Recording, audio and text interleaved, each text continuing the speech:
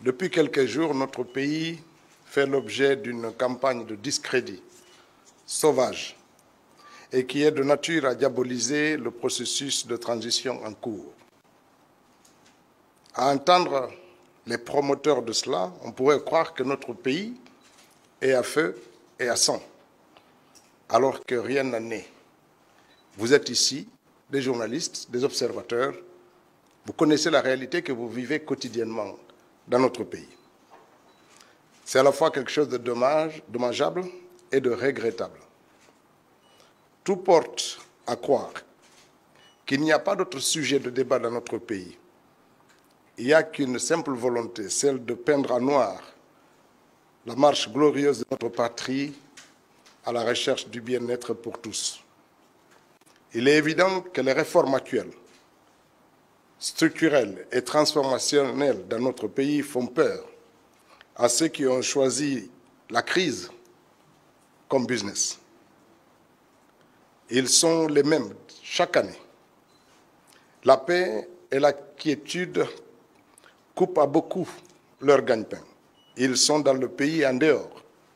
Il y en a qui sont des Guinéens et d'autres qui ne le sont pas. En tout état de lieu, le gouvernement s'emploie et s'emploiera à garantir le bien-être et le vivre ensemble pour toutes les filles et tous les fils de Guinée. La propagande et les propos irrévérencieux, quel que soit l'auteur et l'origine, ne viendront pas dérouter la transition de ces trois objectifs majeurs. Le social, cela a été rappelé, pour rétablir le vivre ensemble dans notre pays. L'économique, pour amorcer le processus de développement durable afin d'assurer le bien-être pour tous. La politique, enfin, pour bâtir un état de droit à travers la mise en place d'institutions fortes et crédibles avec la justice comme boussole pour tous nos concitoyens. Pendant ce temps, des grands projets structurants sortent de terre partout dans notre pays. Vous le vivez quotidiennement. Le vivre ensemble s'améliore et se consolide de jour en jour. Le chronogramme de la transition suit son cours normal. L'économie se stabilise. Ces points énumérés sont les engagements du CNRD et du gouvernement vis-à-vis du peuple de Guinée. Tout cela fait peur à certains en fonction de leurs intérêts et de leurs orientations.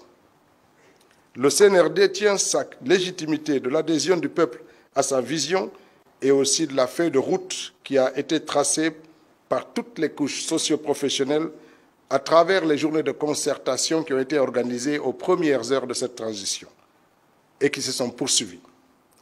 En Guinée, il existe aujourd'hui le cadre de concertation et un cadre de dialogue.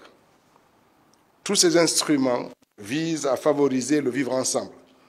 Malheureusement, il y a ceux qui pensent qu'il n'existe que leur plan et leur temps.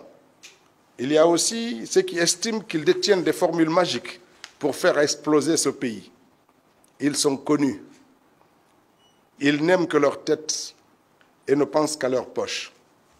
Ces gens se victimisent depuis le début de cette rectification institutionnelle avec une vision et des objectifs très clairs, sous la clairvoyance du chef de l'État, président de la République, son Excellence le général Mamadi Doumbouya.